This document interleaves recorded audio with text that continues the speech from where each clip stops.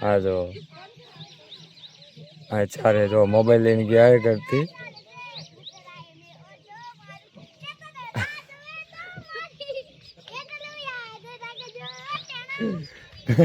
આ લીંબો જો સપડા હોત ને તો જો સપડાનો એટલું મોટું આમ ખજાનો હોય ને અહીંયા સપડા તો એકદમ પ્યોર ક્વોલિટી એકદમ પાકેલા પાછો જોઈ લો જો હાઈ વેચાવાનો જો થઈ જાય ને તો કાલ ગઈ એક વ્લોગ પૂરો કર્યો બીજો વ્લોગ ચાલુ હોય એમાં ઇન્ટ્રો આપવાનો કોઈ એ નહીં કેમ કે આખા દિવસમાં બીજો વ્લોગ શૂટ કરું તો ગઈ હવે જવાનું ભાઈ બાઇક મૂકવાનું હોય ભાડોદરા કેમ કે જેનું બાઇક છે ને એ આપણા પર વિશ્વાસ નથી કે આપણી ઘરે બાઇક સેફ છે તો હાલો એને મામા ત્યાં મૂકતા આવીએ હાલો જઈએ ભાઈ મૂકવા માટે અને આ રિટર્નમાં ભાઈ મારું બાઇક લઈને આવવાનું હોય મારું બાઇક મારા મામાને ત્યાં બોલો હા એના મામાને ત્યાં મૂકવાનું હોય અને મારું બાઇક મારા મામાને ત્યાંથી લઈને આવવાનું હોય ને અઠવાડિયાથી ત્યાં જ પડ્યું હોય કેમ કે સુરત ગયો ને ત્યારે ત્યાં આપીને આવ્યો હતો તો આજ હવે લઈને આવું પાછું રિટર્ન અને જો અમારે બિઝનેસ જો નવું ચાલુ થયું હોય લીંબો કરી નાખી તો હાલો જઈએ બાઇક આપવા માટે અને આપણું બાઇક લઈને તો ગાઈઝ મને એવું લાગ્યું કે મારા ઘરે જ ભાઈ લેબો ચાલુ કર્યું હોય પણ આ તો ભાઈ અમારે અહીંયા પણ આટલો ઢગલો કરી નાખ્યો હોય સમજો અહીંયા જે ભેગી થાય ને ઘરની ઉપરથી જવા પડે એ પણ લેવાનું ચાલુ કરી નાખ્યું હોય તો ભાઈ 400 રૂપિયા મળે કાંઈ ખોટું નથી અમે કચરામાં જાય એના કરતાં તો 400 રૂપિયા આવે સારું હોય તો ગાઈઝ એક ચાવી ભાઈ ચેતનના ઘરેથી લઈ લીધી અને બીજી ચાવી 2 ચાવી હતી તો હાલે હવે બાઇક મૂકતા આવીએ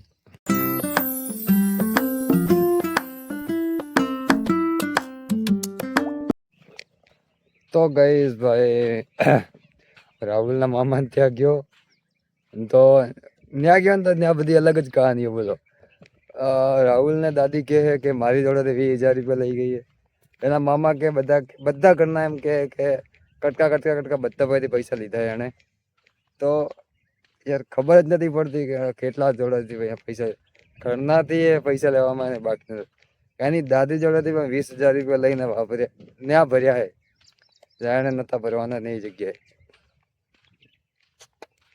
શું કરવું ત્યાં બધા આમ ભેગા થઈને કહે કે અમે ના પાડી દે કે આવા રસ્તે ના જાઓ એ કહાની બધી શોર્ટમાં જ કેમ કે તમને કઈ ખબર નહીં પડે જોવા નહીં બાકી આ 1-2 નંબરનો ધંધો હતો એનો કે લક્ષ્મી ચિલ્ડ્રન ફંડ જે તમે હેરાફેરીમાં જોઈ જવાય એકા ડબલ તો હાલો ભાઈ બાઇક આપી દીધું આપણે એના મામા મૂકવા આવ્યા હતા મારા મામાનું ઘર સુધી અહીંયા મારા મામાનું ઘરે તો હવે અહીંયાથી આપણું બાઇક લઈ અને ભાઈ ઘરે જવાનું હોય એનું બાઇક ભાઈ એના મામાને ત્યાં આપી દીધું આપણે એની બાઇકની કાંઈ જરૂર નથી તો આમ તો હું ધારું તો ભાઈ એ બાઇકને મારા ઘરે આમ રાખી શકું કેમ કે મેં ભાઈ એના જ્યારે બાઇક ભેંગારમાં જતું હતું એ ટાઈમે ભાઈ મેં 20,000 રૂપિયા ભરી અને બાઇક મેં બચાવ્યું હતું પણ એનું બાઇક એની કઈ વસ્તુ જ મારે નથી જોઈતી કેમ કે ભાઈને જો મારા કોઈ ભરોસો ના હોય તો મારે એનું કઈ જોઈતું જ નથી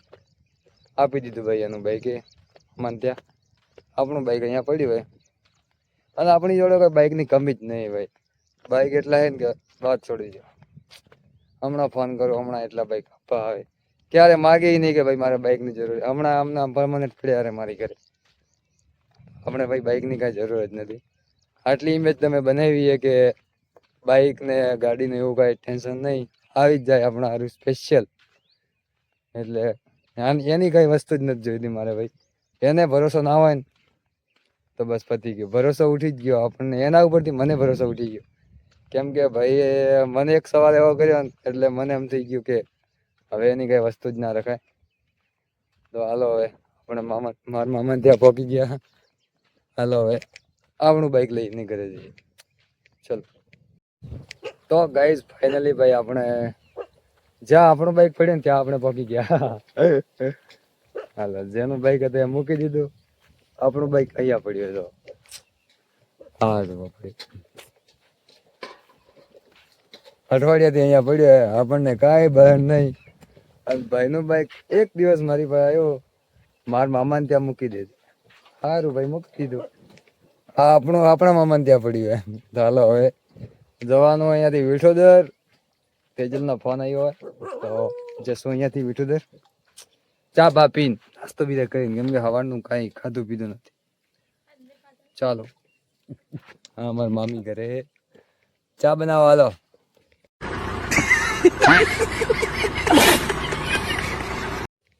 તો ગઈ મારા મામીને તો મને ઘર બતાવું. લગભગ તો સારું નહીં જ હોય એટલો તો મને વિશ્વાસ છે, પણ તો ચેક કરી લઈએ. આમ તો સારો છે. વખતે તો ઢંગ આવું લાવ્યું હોય. આવું હોય હો. ઓ બાપરી, ભાઈ હમણાં બધા પૈસા ગટ્ટીમાં જ ઇન્વેસ્ટ કરે. કેવી રીતે ખુલ્યા? ખુલતી નહીં કેમ? ભાઈ મને ખબર જ નથી પડતી કેવી રીતે ખુલે. ISO નવી ઘંટી પેલા ઘરે ગયો ત્યારે ભાઈ નવી ઘંટી લાવી હતી. એમણે લાવી, અમારી ખુશી મમ્મીએ લાવી. બહુ પૈસા કે અહીંયા ખાવા માટે પૈસા નથી. અહીંયા તો ઘંટી લાવે જોરદાર. આદિ યોગી મશીન લાવ્યો હતો. પૈસો બહુ હે ભાઈ, સોલર પૈસો. તો હાલો ચા મેલી દો. આવ્યો ને ચા બની નહીં આપણે તો ચા પીને બધું નીકળશું. તો ગાઈસ આપણે આપણું બાઈક લઈ પડ્યું ઘરે આવી ગયા. હવે બેવા ખાવામાં એ સેવન ડુંગળીનું શાક અને આ રોટલી કટકો. એમ તો આખી હે, પણ અમારે ભાઈ મહેમાન જમવા બેઠા એટલે મહેમાનના આગળથી આખી રોટલી ના લેવાય, તો આપણે કટકા ખાશું. સોરી કટકા નહીં, આમ થોડી રોટલી લઈને ખાશું. તો હાલો ખાઈ લઈએ. તો ગાઈસ સાંજના 7 વાગી ગયા છે અને જો એકદમ બહારનો ઠંડો નજારો.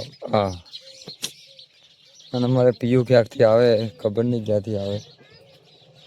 હા જો હા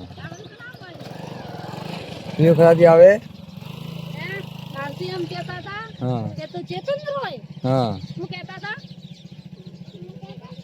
એમ કહેતા હતા કૈલાસ હતો. હા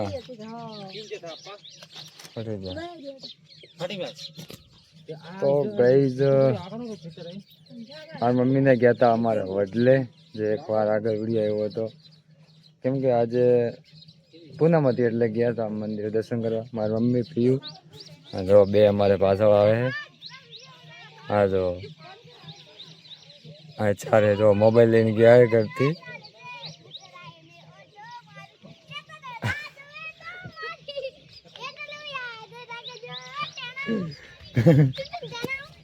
તો ગાઈઝ કઈક બનાવી નહીં હોય.